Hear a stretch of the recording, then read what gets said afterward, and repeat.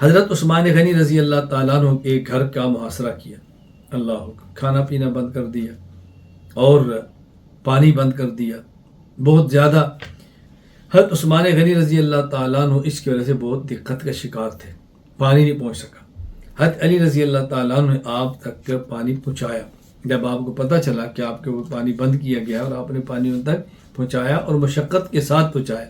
چنانچہ علامہ احمد بن یحییٰ بلازری رحمہ اللہ وفات 279 ہجری انصاب الاشراف میں لکھتے ہیں یہی بات کہ حضرت عثمان غنی رضی اللہ تعالیٰ عنہ کان لا یشرب الا من فقیر فی داری، اللہ اکبر، آپ کے گھر کے باہر جو فقیر تھا اس سے پانی لیتے۔ اور جبیر بن مطعم کہتا ہے میں نے حضرت علی سے جا کر کہا کہ آپ کے علم میں کیا ہو رہا ہے؟ حضرت علی رضی اللہ تعالیٰ عنہ نے پھر فوراً جب پتہ چلا تو آپ کے لیے پانی کا انتظام کیا۔ اسی طرح حضرت امام ابو زید عمر بن شبہ وفات 262 ہجری تاریخ المدینہ میں ذکر کیا ہے، سعید بن مسیب فرماتے ہیں اشرف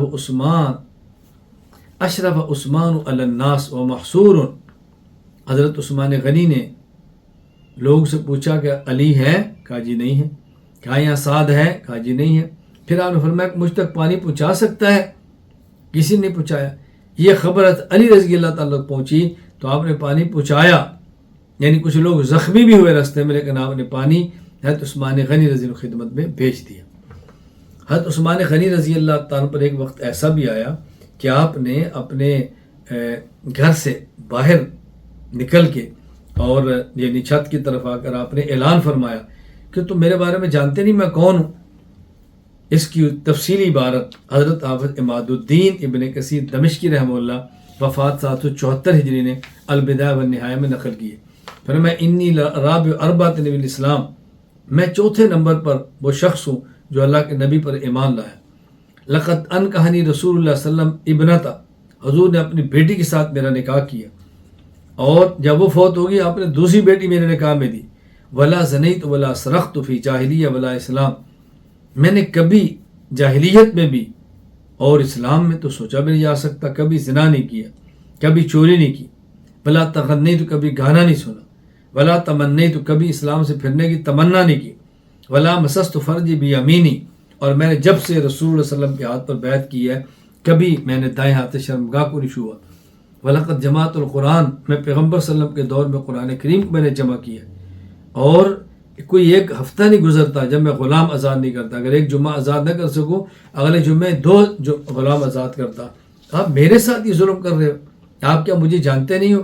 خیر اس طرح کی اور بھی آپ کی گفتگو موجود ہے جو آپ نے کی ہیں۔ صحابہ کرام رضی اللہ عنہم مجمعین مدینہ منورہ میں ہیں، حالات بہت خراب ہیں، اور بلوائیوں نے مدینہ منورہ کے فساد مچایا ہوا ہے، اور آپ یہ بات فرما رہے ہیں جو کہ آپ کے اوپر کھانی اور پانی تک کو بند کر دیا گیا۔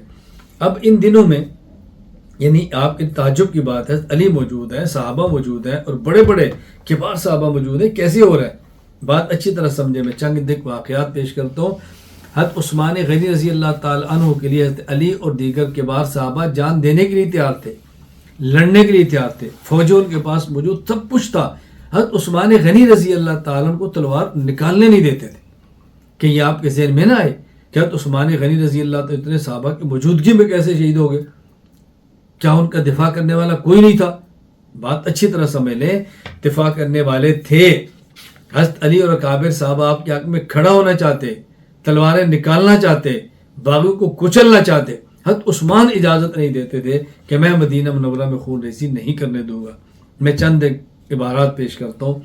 نمبر 1، ابو زید عمر بن شبہ وفات 262 ہجری تاریخ المدینہ میں کہتے ہیں حضرت علی رضی اللہ تعالی عنہ نے پیغام بھیجا حضرت عثمان غنی کی طرف، کیا ان معی 500 اللہ دارعن، حضور میرے پاس 500 لوگ موجود ہیں، جنگجو ہیں، فضلی مجھے آپ اجازت دیں، مجھے آپ اجازت دیں۔ فَأَمْنَعَنَّكَ مِنَ الْخَوْفِ، میں دیکھتا ہوں آپ پاس کیسے آپ تک پہنچتا ہے۔ فَإِنَّكَ لَمْ تُحْدِثْ شَيْئًا بَعْدَ التَّوْبَةِ يُسْتَحَلُّ بِهَا دَمُكَ، آپ نے کوئی ایسا جرم نہیں کیا کہ آپ کا خون حلال ہو، مجھے اجازت دیں۔ سوال فرماتا ہے جزیت خیر، اللہ آپ کو بہترین بدلہ دے۔ ما احب ان یحرق دما، اللہ اکبر. دمن بسببی، میں نہیں چاہتا کہ مدینہ منورہ میں خون میری وجہ سے بہے، علی یہ کام نہیں کرنا. حضرت زبیر بن عوام رضی اللہ تعالیٰ عنہ، زبیر بن عوام رضی اللہ تعالیٰ عنہ، امام ابو زید عمر بن شبہ وفات 262 ہجری، تاریخ مدینہ میں لکھتے ہیں کہ حضرت زبیر بن عوام رضی اللہ عنہ نے پیغام بھیجا اور عرض کیا ما احب کہ مجھے آپ اجازت دیں. فرمایا ما احب ان یحرق دم، اللہ اکبر، فی سببی، میں نہیں چاہتا کہ میری وجہ سے مدینہ منورہ میں خون بہے، لہٰذا میں اس کی اجازت نہیں دیتا. حضرت مغیرہ بن شعبہ رضی اللہ تعالیٰ نے پیغام بھیجا. امام ابو عبداللہ احمد بن محمد بن حنبل رحمہ اللہ وفات 241 ہجری، مسند احمد میں روایت نقل کرتے ہیں کہ مغیرہ بن شعبہ حضرت عثمان خدمت میں آئے اور کہا انک امام العامہ، آپ امام ہیں، وقد نزل بک ما ترا، اور یہ کیا تکلیفیں آپ کو دی جا رہی ہیں. وإنی عارض علیک خصالا ثلاثہ، میں آپ کی خدمت میں 3 باتیں پیش کرتا ہوں، آپ 3 میں سے جو چاہیں پسند فرما لیں. نمبر 1، آپ چاہیں تو باہر نکلیں، باغی کو کچل دیں، اور ہم آپ کے ساتھ موجود ہیں، طاقت بھی ہے، قوت بھی ہے، آپ فرمائیں. اما ان تخرج فتقاتلهم فإن معك عددا وقوة وانت على الحق وهم على الباطل. نمبر 2، آپ اجازت دیں، ہم یہ سامنے والے کے بجائے گھر کے پیچھے سے دروازہ نکالتے ہیں اور آپ وہاں سے سواری پر سوار اور مکہ مکرمہ چلے جائیں، یہ لوگ مکہ مکرمہ میں آپ پر ہاتھ نہیں اٹھا سکیں. وَإِمَّا إِن نَخْرِقَ لَكَ بَابًا سِوَى الْبَابِ الَّذِي هُمْ عَلَيْهِ فَتَقْعُدَ عَلَى رَوَاحِلِكَ فَتَلْحَقْ بِمَكَّةَ فَإِنَّهُمْ لَن يَسْتَحِلُّوكَ وَأَنْتَ بِهَا. نمبر 3، آپ شام چلے جائیں، امیر معاویہ، حضرت معاویہ وہاں موجود ہیں، اہل شام آپ کے ساتھ ہیں، کوئی آپ کو کچھ نہیں کہہ سکتا. وَإِمَّا أَن تَلْحَقْ بِالشَّامِ فَإِنَّهُمْ أَهْلُ الشَّامِ وَفِيهِمْ مُعَاوِيَةُ.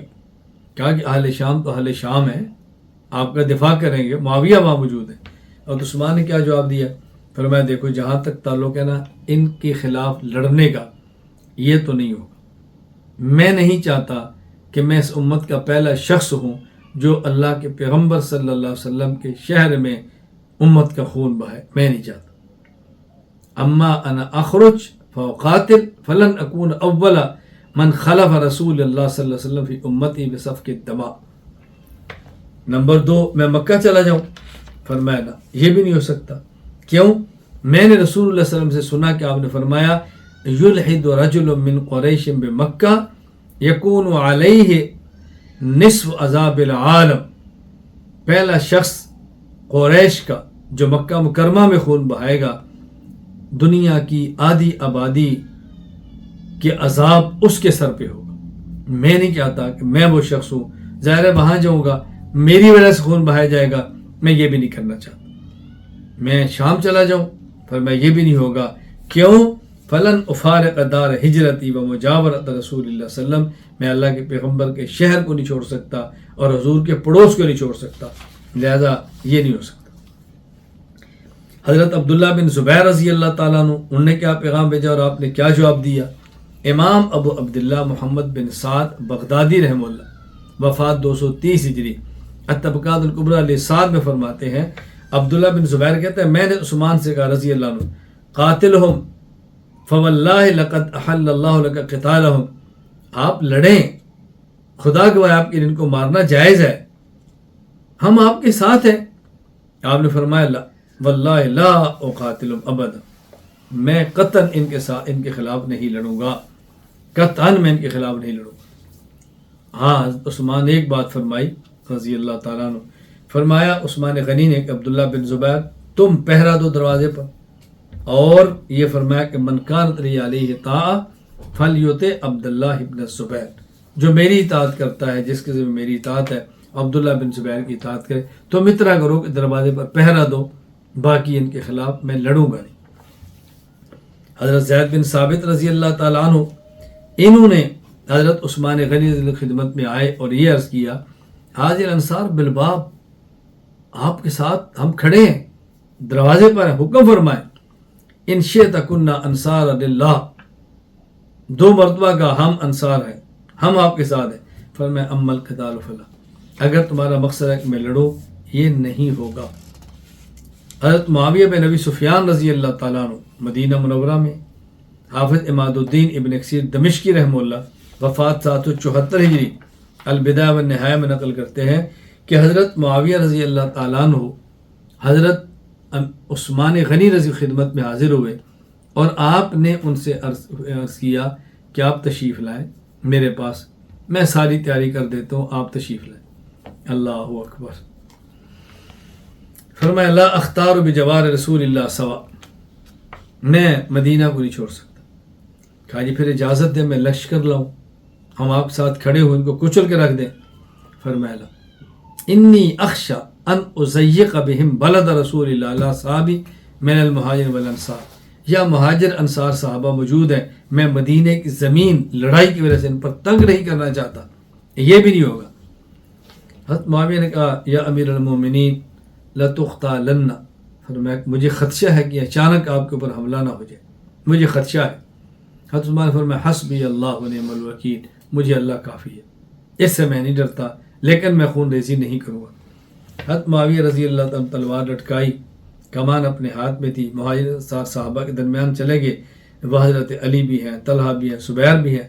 آپ نے ان کو فرمایا، بڑی عجیب گفتگو فرمائی، فرمایا کہ تم عثمان غنی کا خیال رکھنا، حفاظت کرنا، یہ کہا، اور آپ بھی شام کی طرف روانہ ہو گئے۔ اب بتائیں حضرات صحابہ کرام تو بار بار کہہ رہے تھے، خود کو پیش کر رہے تھے، بلوائیوں کا بلوا کچلنا چاہ رہے تھے، لیکن عثمان غنی رضی اللہ تعالیٰ مدینہ منورہ میں خون نہیں بہانے دیتے، اس لیے آپ خاموش تھے، کسی کو آپ نے تلوار نہیں اٹھانے دی۔ ایک وقت آیا، انہوں نے ان پر حملہ کیا، اور اس وقت آپ کے پاس کون موجود ہے؟ نائلہ، آپ کی بیوی۔ چنانچہ حافظ عماد الدین ابوالفدا اسماعیل ابن کثیر رحمہ اللہ وفات 774 ہجری البدایہ والنہایہ میں لکھتے ہیں وقامت نائلہ دونوں فقطع سیف اصابعہ، جب ان پر حملہ کیا تو آپ نے اپنے ہاتھ سے تلوار کو روکا، ان ظالموں نے آپ کی انگلیاں کاٹ کے رکھ دی۔ یہ بھی دفاع کر رہی ہیں، آپ کی اہلیہ بھی آپ کے ساتھ کھڑی ہیں۔ حسنین کریمین، حضرت حسین حسن رضی اللہ تعالیٰ عنہما، حضرت علی رضی اللہ تعالیٰ عنہما نے ان کو فرمایا، حضرت علی رضی اللہ عنہ نے فرمایا کہ جاؤ تلوار لو اور عثمان کا پہرا ان کے دروازے پر جا کر دو، اور کسی شخص کو اندر مت آنے دینا۔ حضرت زبیر نے اپنے بیٹے کو بھیجا، حضرت طلحہ نے اپنے بیٹے کو بھیجا، اور کئی صحابہ کرام نے اپنی اولاد کو بھیجا کہ جاؤ عثمان کے پہرا دو۔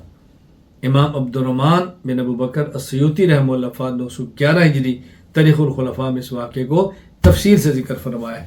حضرت علی نے فرمایا حسن حسین کو اذهبا بسيفكما حتى تقوما على باب عثمان فلا تدع احدا يصل اليه، وبعث زبير ابن، وبعث طلحة ابن، وبعث عدة من اصحاب رسول الله صلی اللہ علیہ وسلم ابناءه۔ وجہ عثمان غنی رضی اللہ تعالیٰ عنہ، توجہ رکھنا، حضرت عثمان غنی رضی اللہ تعالیٰ عنہ لڑنے بھی نہیں دے رہے، خود لڑائی بھی نہیں کر رہے، اور بلوائیوں کے مطالبے پر آپ خلافت سے معزول بھی نہیں ہو رہے۔ تو لڑائی نہیں چاہتے، پھر خلافت کو چھوڑ دیں، خلافت سے کیوں معزول نہیں ہو رہے اور کیوں دستبردار نہیں ہو رہے؟ اس کی وجہ نبی پاک صلی اللہ علیہ وسلم کا ایک عہد تھا، آپ اس عہد کی پاسداری کرتے رہے۔ عہد کیا تھا؟ حضرت عائشہ رضی اللہ تعالیٰ فرماتی ہیں کہ رسول اللہ صلی اللہ علیہ وسلم فرمایا یا عثمان انہ لعل اللہ یقمصک قمیصا فَإِذَا أَرَادُوكَ عَلَىٰ خَلَئِهِ فَلَا تَخْلَعْهُ لَهُ، اللہ تعالیٰ تمہیں خلافت کی قمیص پہنائیں گے، اور یہ لوگ اس کو اتارنا چاہیں بھی اس کو نہ اتارنا، یہ خلافت کی قمیص مراد تھی۔ امام ابو عیسیٰ محمد بن عیسیٰ بن سورہ ترمذی رحمۃ اللہ علیہ وفات 279 ہجری جامع ترمذی حدیث نمبر 3705 اس کو ذکر کیا۔ اسی طرح حضرت امام ابو عیسیٰ محمد بن عیسیٰ بن سورہ ترمذی رحمہ اللہ نے جامع ترمذی حدیث نمبر 3711 خود حضرت عثمان رضی اللہ تعالیٰ فرمایا کرتے تھے ان رسول اللہ قد عہد الی عہدا فانا صابر علیہ، چونکہ حضور پاک نے مجھ سے عہد لیا تھا، میں اس عہد پہ قائم ہوں اور میں صبر کر رہا ہوں، اور میں یہ خلافت کی چادر کو اتاروں گا نہیں۔ یہ وجہ تھی۔ خیر ایک دن آیا کہ حضرت عثمان غنی رضی اللہ تعالیٰ عنہ کے بارے میں رسول اللہ صلی اللہ علیہ وسلم نے جو ارشاد فرمایا تھا وہ سچ ہونا تھا، وہ دن آنا تھا، آیا حضور پاک صلی اللہ علیہ وسلم نے کیا فرمایا؟ امام ابو القاسم سلیمان بن احمد بن ایوب الشامی الطبرانی رحمہ اللہ، وفات 360 ہجری، المعجم الکبیر الطبرانی حدیث نمبر 601، فرماتے ہیں اوس بن اوس نے کہا کہ رسول اللہ صلی اللہ علیہ وسلم نے فرمایا انا جالس اذ جعلت فی یدی تفاخۃ، حضور نے فرمایا کہ میں بیٹھا ہوا تھا، میرے ہاتھ میں سیب رکھا گیا، اس سیب کے 2 ٹکڑے ہوئے، اس میں خوبصورت عورت نکلی، اور اللہ اکبر، اس سے بہتر میں نے خوبصورت عورت نہیں دیکھی، اور اللہ کی تسبیح اتنی اچھی کر رہی ہے کہ پہلے اور بعد والے لوگ شاید ایسی تسبیح کبھی نہ کریں۔ میں نے پوچھا تم کون ہو؟ اس نے کہا انا من الحور العین، میں حور عین ہوں، خلقنی اللہ من نور عرشی، اللہ نے مجھے اپنے عرش کے نور سے پیدا فرمایا۔ میں نے کہا لمن انتی، کس کے لیے؟ اس نے کہا للخلیفۃ المظلوم عثمان بن عفان، آپ کی امت کے خلیفہ عثمان بن عفان جو مظلوم یعنی ظلماً شہید کر دیے جائیں گے۔ تو اللہ کے نبی صلی اللہ علیہ وسلم نے ان کے بارے میں اطلاع دی تھی کہ شہید